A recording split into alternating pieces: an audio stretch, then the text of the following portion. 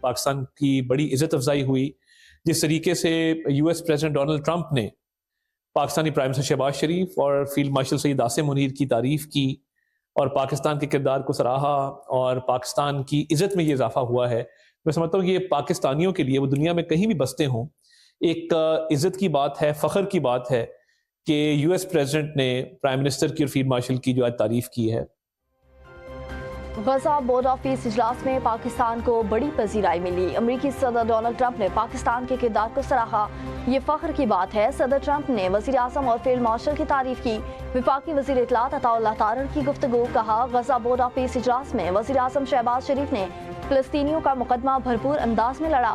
پاکستان عالمی سطح پر ایک اہم ملک کے طور پر سامنے آیا ہے. یہ پاکستان کی کامیاب خارجہ پالیسی ہے کہ پاکستان کی دنیا میں عزت ہو رہی ہے. پاکستان ہاکی فیڈریشن کے ایڈہاک صدر کا ذمہ داریاں سنبھالتے ہی بڑا فیصلہ. قومی ہاکی ٹیم کے کپتان پر عائد پابندی ختم کرنے کا اعلان. چارج سنبھالنے کے بعد جاری بیان میں محی الدین وانی نے کہا ورلڈ کپ کوالیفائنگ راؤنڈ کے لیے وقت بہت کم رہ گیا ہے، اسی لیے فوری اقدامات کی ضرورت ہے.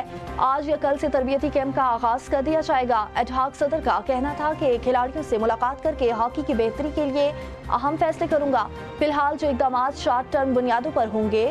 PHF کے ایڈہاک صدر نے مزید کہا کھلاڑی صرف ٹریننگ اور میچز پر توجہ دیں، انتظامی امور فیڈریشن سنبھالے گی. گزشتہ روز مستعفی صدر طارق بگٹی نے جاتے جاتے ہاکی ٹیم کے کپتان پر 2 سال کی پابندی لگا دی تھی. پنجاب کے سرکاری اسکولوں میں اساتذہ کے لیے ڈریس کوڈ نافذ. محکمہ اسکول ایجوکیشن پنجاب نے سٹینڈرڈ ڈریس کوڈ نافذ کرنے کا نوٹیفیکیشن جاری کر دیا. تدریسی اوقات کے دوران اساتذہ کے لیے بلیک گاؤن پہننا لازمی قرار. مرد اساتذہ کے لیے سادہ شلوار قمیض یا پینٹ شرٹ تجویز. خواتین اساتذہ کو باوقار اور مناسب لباس پہننے کی ہدایت کی گئی ہے.